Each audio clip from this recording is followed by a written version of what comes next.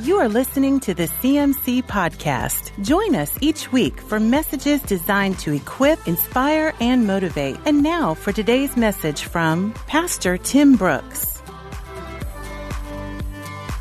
We want to welcome those joining us on our podcast. You also made a good decision when you tuned into this podcast today. I've got some great things that I want to share with you. Our theme this year has us pursuing a life of holiness. That's what our theme, that's what our goal is as a church. We want to be known as a holy generation. Well, we got to ask, what will keep us from that? What will keep us from that happening for us? Everybody in here, we want a blessed life. We want a happy life. We all want to live in an abundance. We want to experience the good measure, shaking together, pressing down, running over the promises that God promises us about our life. Well, what will keep that from happening for us? What drags us away from a blessed life? James chapter 1, verse 14. Temptation comes from our own desires, which entice us and drag us away. Temptation comes from our own desires, which entice us and drag us away. Verse 15, these desires give birth to sinful actions, and when sin is allowed to grow, it gives birth to death. The title of today's message is, What's Tempting You? James chapter 1, temptation comes from our own desires.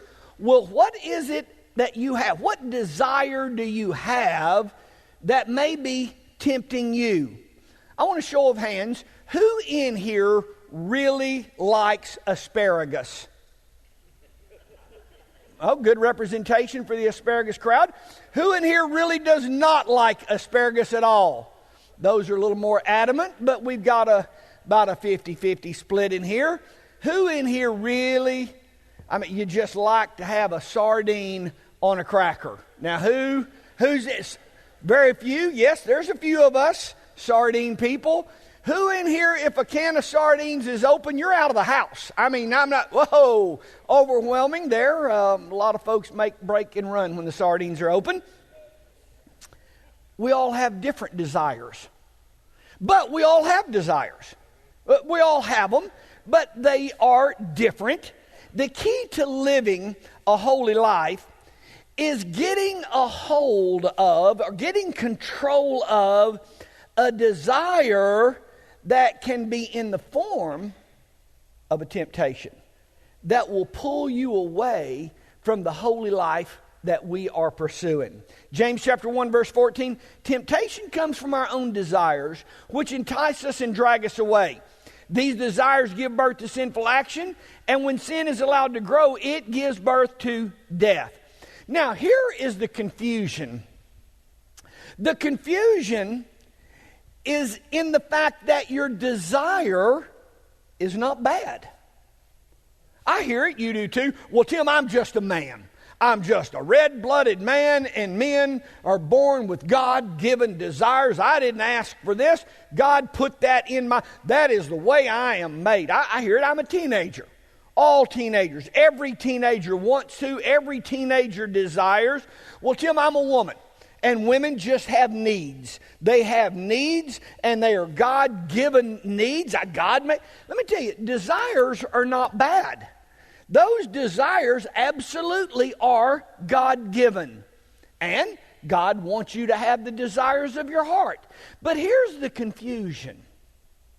The confusion is recognizing when a desire has been placed in a trap.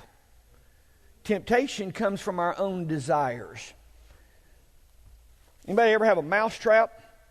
Now, this is for a mouse that's on steroids. This is a bad boy right here. You're not going to get a mouse to go in there and lay his neck on that trap and get that across it. It's not going to happen. The way you catch a mouse in a trap, get a little piece of bread. Mice like bread. You can roll that up, make a ball, and you can stick it right here. Mice like peanut butter. Well, you can get you a little peanut butter, make you a ball of that peanut butter, and Stick it right there, and you can cock that trap. Oh, crispy treat. Rice Krispie treat. Oh, man. How much sugar does that have, Paul? A lot.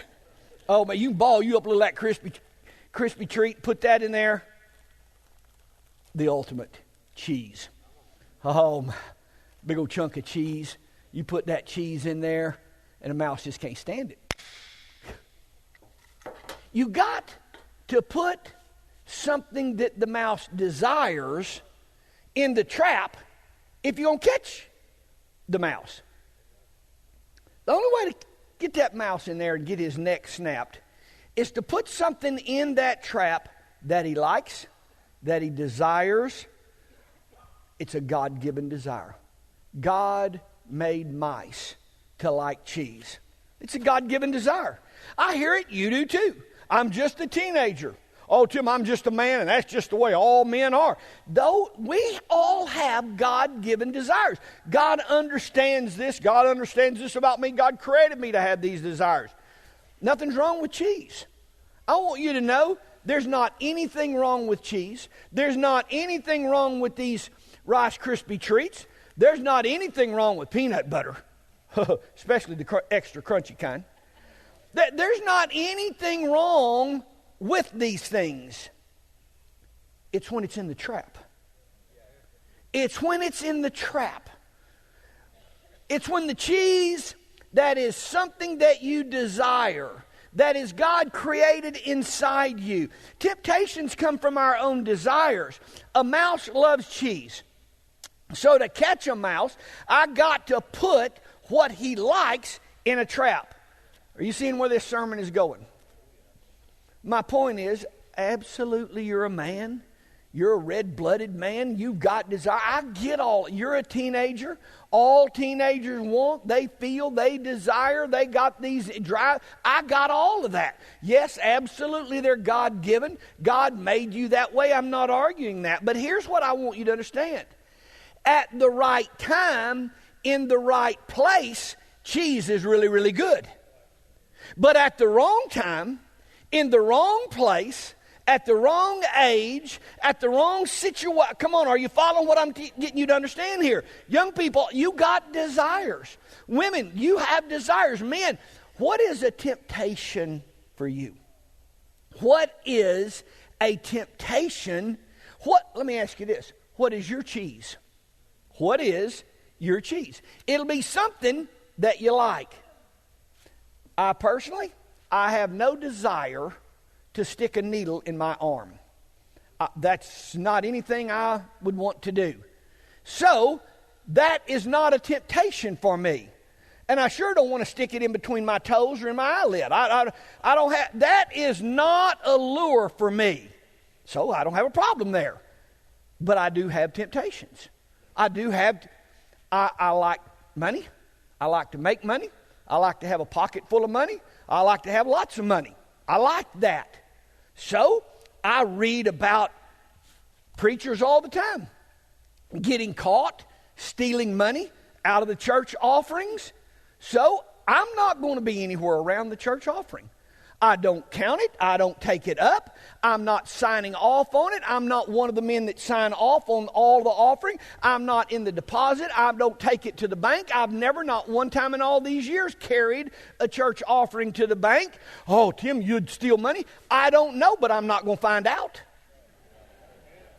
I'm not going to get in bed with something and then see how strong I am. I'm not going to, see, you have to manage your temptations. I know I like money. I know I like to have a pocket full of it. And I'm not going to be where our offering from this church and this money is laying there. And I look around and, oh, nobody's here. Let's get me a little. You know they owe it to me anyway. I'm like, you can justify anything you want to do. I'm not going to be around that. Oh, Tim, nothing.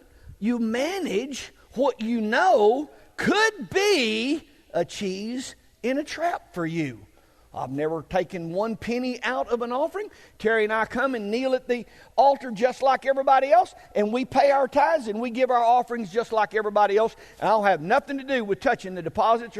Then no cash has ever come out of that offering into my pocket. How come? because I make sure I'm out of that trap.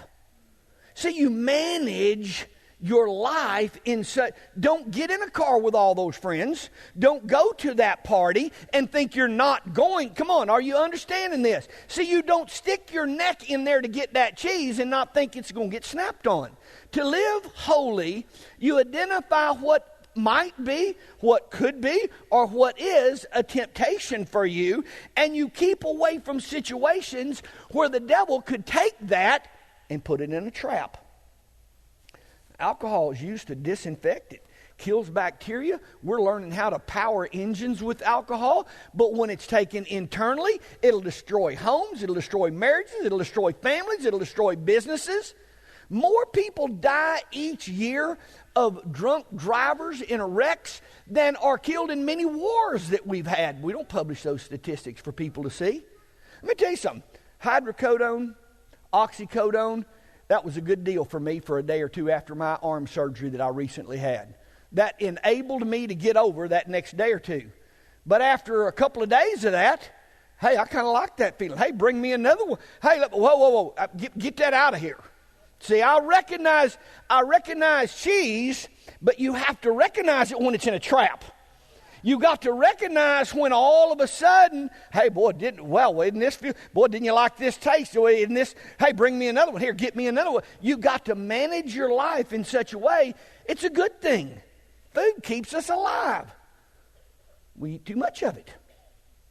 And for those of us who have a little bit of trouble with our pancreas processing sugar, too much carbohydrates. All of a sudden, what is good is now in a trap and destroying you.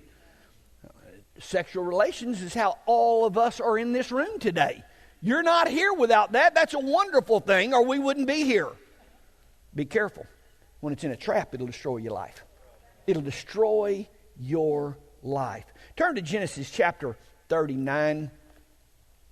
I don't have time today to read the story of Joseph. If you hadn't read Genesis 37 all the way to the end through chapter 50, if you hadn't read the story of Joseph's life lately, read that sometime this week. Chapter 37 through 39, so many life lessons in there. It's amazing the things you can learn. But chapter 39, just a quick excerpt out of Joseph's life. Potiphar, verse 6. Potiphar gave Joseph complete administrative responsibilities over everything he owned. With Joseph there, he didn't worry about a thing except what kind of food he was going to eat. Joseph was a very handsome and well-built young man. And Potiphar's wife soon began to look at him lustfully. Come and sleep with me, she demanded. But Joseph refused. Look, he told her, my master trusts me with everything in his entire household. No one here has more authority than I do. He has held back nothing from me except you because you're his wife. How could I do such a wicked thing? It would be a great sin against God. She kept putting pressure on Joseph day after day, but he refused to sleep with her and he kept out of her way as much as possible. One day, however, no one else was around. When he went in to do his work, she came and grabbed him by his cloak, demanding, come and sleep with me. Joseph tore himself away, but he left his cloak in her hand as he ran from the house. He ran from that house. Now, let's don't read too much in between the lines here, but let's just think about the obvious. Joseph is 17, 18, 19 years old, clearly a good-looking, well-built young man, and we know what God created young men and their desires. We're all aware of that. Now, let's just look at Potiphar, the captain of the army. What kind of looks do you think his wife probably possessed? Could we just say drop dead gorgeous? I don't know how else to describe this. I mean, what kind of wife do you think he had on his arm?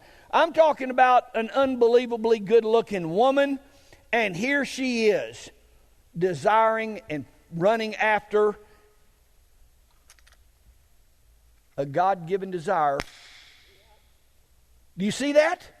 Do you see a God-given desire? Was it flattering? Sure. I mean, you're 17, 18 years old. This guy's wife is after you, appealing. Is Joseph a red-blooded man? Absolutely. Did God create Joseph with desires? It's not Joseph's fault. I mean, God gave me the desires. Absolutely. You know, when you ask somebody why they did something, you get, I wanted to, or we both wanted to, or I felt good, it tasted good, it was fun. Clearly, none of that is the point here. The mouse wanted to eat the cheese. It looked good, it tasted good. The problem was it was in a trap. Genesis 39, there's absolutely nothing said, did Joseph want to? That never came up. Would it be fun? That didn't come up. It didn't come up that they both agreed. It didn't come up that God created them both with these desires, and Potiphar had been gone and he wasn't meeting her needs and she was unsatisfied, and here's another person and God wants me to have my needs met and my husband's not meeting my need. Verse 9, how could I do such a wicked thing? It'd be a sin against God. See, Joseph recognized a clear-cut, God-given desire that was in a trap. He recognized it was in a trap. I want you to know this. I can't bait this trap with a rock. I can't bait this trap and catch any mice in it with a stick. The only thing I can put in this trap and catch mice is with something that mice already desire. And you've got to be aware of that about yourself. Clearly, it is fun. Clearly, it feels good. It tastes good. Absolutely, it's desirable. No doubt you want it, or it wouldn't be a temptation. We read, and we don't have time to go there. We read in Daniel chapter 1, King Nebuchadnezzar of Babylon ordered the chief of staff to bring some of the young men from the tribe of Judah to serve in the royal service. In verse 5, it says Daniel entered the royal service. I mean, you talk about an honor of all honors. The king picks you, brings you in for the royal service, brings you all the best foods imaginable. We're talking big, giant pepperonis on the pizza. Not just eggs, but sausage with the eggs. We're not talking about pork chops, but we're talking about pork chops stacked, hanging off of both sides of the plate. And with no hamburger here, Baconator. I'm talking about the Baconator. The big, big Baconator. Best of the best. Here's the problem. Jews don't eat pork. In this day, the Jews don't eat pork. They don't eat pepperoni on their pizza. They don't eat sausage with their eggs. They don't eat pork chops. They don't eat the Baconator. See, they don't eat pork. That was considered unclean in Daniel's day. Now, here's Daniel. Does this food look good? Does it taste good? Is everybody in that day and time eating it? Is it the choice of the culture? All of these old outdated relatives of mine, they've got to get with where the culture is today. And the culture today in Babylon is eating Baconators. That's just where we are. And all that outdated stuff about pork, you know, none of that comes up. None of that comes up in Daniel's decision. Verse 8 says, Daniel was determined in his heart not to defile himself against God. Daniel refused a God-given desire that was in a trap for him personally. This year, for us to live a holy life, for us to become a holy generation, we will all have to identify our own cheese. What is the cheese that's in a trap for you? And before you start justifying, it's the way God made me, it's the way God gave me, don't go into that. Clearly, it's something you really, really, really, really desire, or it would not be a lure for you. For Daniel, look, just go along with it. Look at all the good things you can do for God. If you would just, everybody else is eating this, just go along with it. Verse 8, we read about Daniel asking the chief of staff for permission not to make him eat that. Will you not make me eat that? No discussion with a mom and dad about what everybody was doing. He had it in his heart. Go to Judges chapter 16. Let's just take a quick minute. Judges chapter 16 verse 4. Judges 16 verse 4. Sometime later, Samson fell in love with a woman named Delilah, who lived in the valley of Sorek. The rulers of the Philistines went to her and said, entice Samson to tell you what makes him so strong and how he can be overpowered and tied up securely. then each of us will give you 1,100 pieces of silver. So Delilah said to Samson, please tell me what makes you so strong and what it would take to tie you up securely. Samson replied, if I were tied up with 7 new bowstrings that have not yet been dried, I would become as weak as anyone else. So the Philistine rulers brought Delilah 7 new bowstrings, and she tied Samson up with them. She had hidden some men in one of the inner rooms of her house, and she cried out, Samson, the Philistines have come to capture you. But Samson snapped the bowstrings as a piece of string snaps when it's burned by fire. So the secret of his strength was not discovered. Afterward, Delilah said to him, you've been making fun of me and telling me lies. Now please tell me how you can be tied up securely. Samson replied, if I were tied up with brand new ropes that had never been used, I would become as weak as anyone else. So Delilah took new ropes and tied him up with them. The men were hiding in the inner room as before, and again Delilah cried out, Samson, the Philistines have come to capture you. But again Samson snapped the ropes from his arms as if they were a thread. Then Delilah said, you've been making fun of me and telling me lies. Now tell me how you can be tied up securely. Samson replied, if you were to weave 7 braids of my hair into fabric on your loom, tighten it with the loom shuttle, I would become as weak as anyone else. So while he slept, Delilah wove the 7 braids of his hair into fabric. She tightened it with the loom shuttle, and again she cried out, Samson, the Philistines have come to capture you. But Samson woke up, pulled back the loom shuttle, yanked his hair away from the loom and the fabric. Then Delilah pouted. How can you tell me you love me when you don't share your secrets with me? You've made fun of me 3 times now, and you still haven't told me what makes you strong. She tormented him with her nagging day after day until he was sick to death of it. Finally, Samson shared his secret with her. My hair has never been cut, he confessed, for I was dedicated to God as a Nazirite from birth. If my head were shaven, my strength would leave me, and I'd become as weak as anyone else. Delilah realized he had finally told her the truth. So she sent for the Philistine rulers. Come back one more time, she said, for he has finally told me a secret. So the Philistine rulers returned with the money in their hands. Delilah lulled Samson to sleep with her head in the lap. She called in the man to shave off 7 locks of his hair. In this way she began to bring him down, and his strength left him. Then she cried out, Samson, the Philistines have come to capture you. He woke up, and he thought, I will do as before and shake myself free. But he didn't realize the Lord had left him. So the Philistines captured him and gouged out his eyes. They took him to Gaza, where he was bound with bronze chains and forced to grind grain in the prison. You know, Samson thought he could get the cheese and stay out of the trap. Look at the little fun game that he's playing. Woo! Oh, Friday night. Oh, wasn't that fun? Oh, next Friday night. Oh, we had fun. And Mom didn't find out. Dad didn't find out. The police didn't find out. And woo, wasn't this fun? And you just keep on. Young people, you just keep on.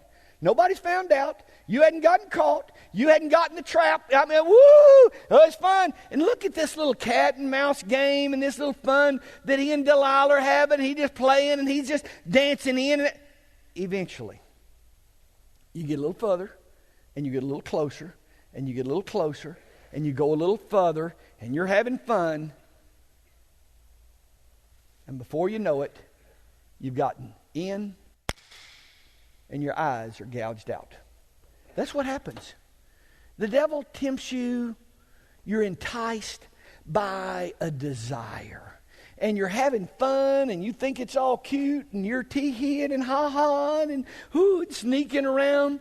You know, this year for us, to become a holy generation, decisions in your life cannot be based on everybody doing it or not doing it.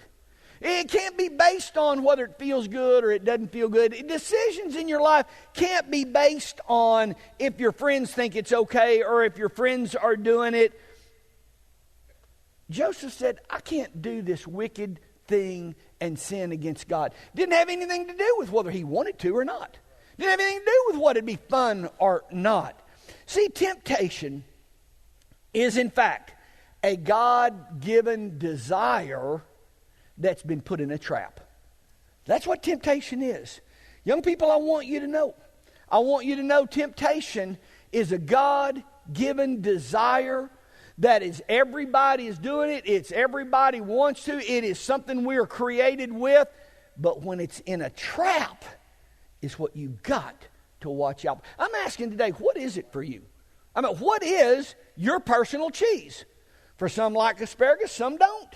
Some like sardines, some don't. Some like this, some don't. But every one of us has our desire. For you, what is it? What is it? You know, some have a huge desire for acceptance. Some don't give a flip what anybody thinks about them. But there are some that have a huge desire for acceptance. And do you know that's not bad? Everybody should want to be accepted. You ought to want people to want to be around you. You ought to have a desire to be accepted. But when it gets in a trap, then you become a people pleaser. You'll do whatever the crowd is doing. Whatever the group says, let's go and do, you're doing it for fear they would reject you. See, when your acceptance, your desire for acceptance is in a trap, that's what you have to watch out for. What is it for you? Alcohol or drug-induced feeling?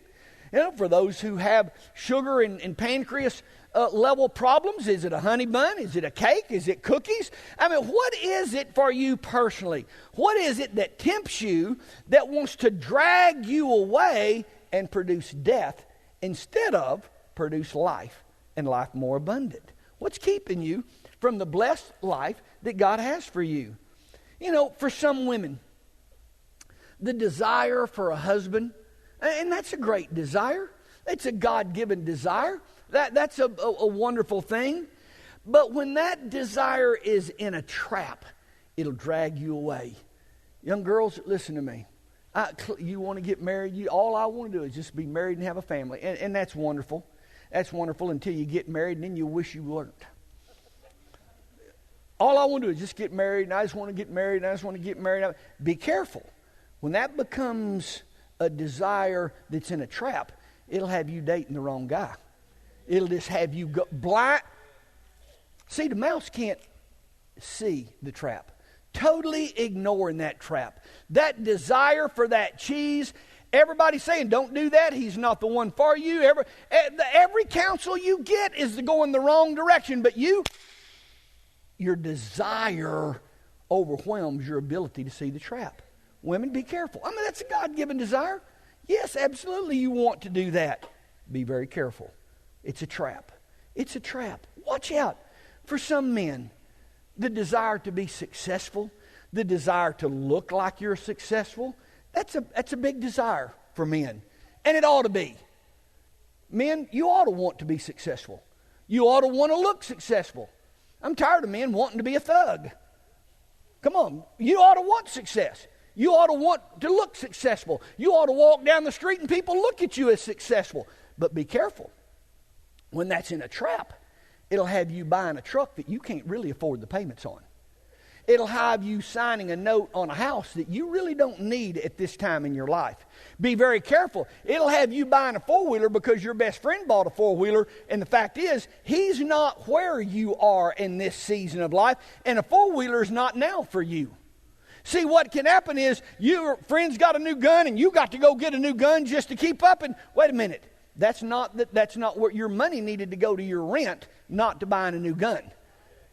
See, your money needed to make your car insurance payment, and it didn't need to be going and buying a four-wheeler right now. The desire to be successful and look successful, guys, will come in, and the devil will put that desire, God-given desire, he will put that in a trap, and he will snap your neck with it. Be very careful. Watch out for God-given desires. For a mouse, it's cheese. What is it for you? Absolutely nothing wrong with peanut butter at the right time in the right place. But whenever it's around this little trap right here, you're in trouble. Nothing wrong with cheese. Nothing wrong with Rice Krispie Treat. Nothing wrong with... But when it's in a trap... Go to Romans chapter 6. Romans chapter 6, verse 12. Don't let sin control the way you live. Don't give in to sinful desires. Don't let any part of your body become an instrument of evil to serve sin. Instead, give yourself completely to God, for you were dead, but now you have new life. So use your whole body as an instrument to do what is right for the glory of God. Verse 19. Because of the weakness of your human nature, I'm using the illustration of slavery to help you understand all of this. Previously, you let yourselves be slaves to impurity and lawlessness, which led even deeper into sin. But now you must give yourself to be slaves to righteous living so that you will become holy. Now do things that lead to holiness. Previously, you lived this way, but now let's do things that lead to holiness. Young people, popularity, the desire to be popular, is overwhelming for our young people. And I want you to know that is a wonderful desire. You ought to be popular. Everybody around you ought to like you. You shouldn't be such a jerk that nobody likes you. You ought to be liked. You ought to be popular. Your charisma, your love, your outreach, your concern for other people, you ought to be very, very popular, or something's wrong with you.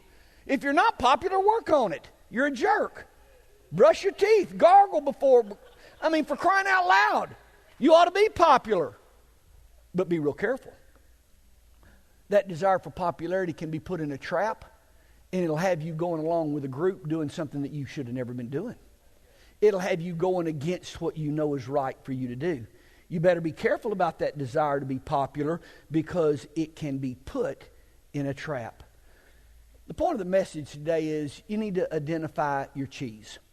What is it that may be a temptation for you?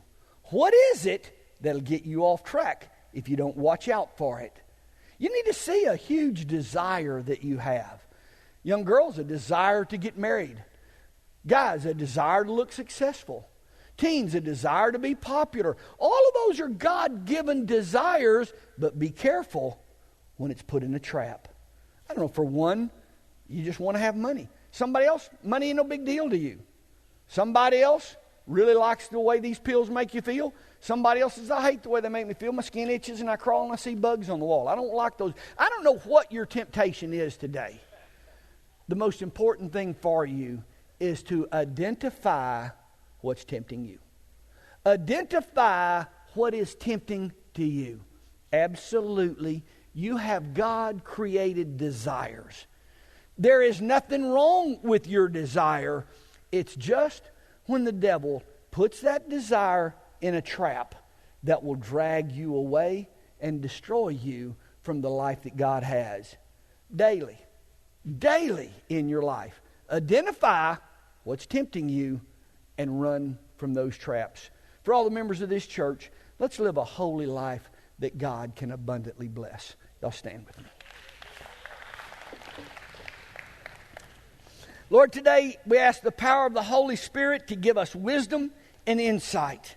Lord, that our overwhelming desire for cheese doesn't block out the trap that it is set in.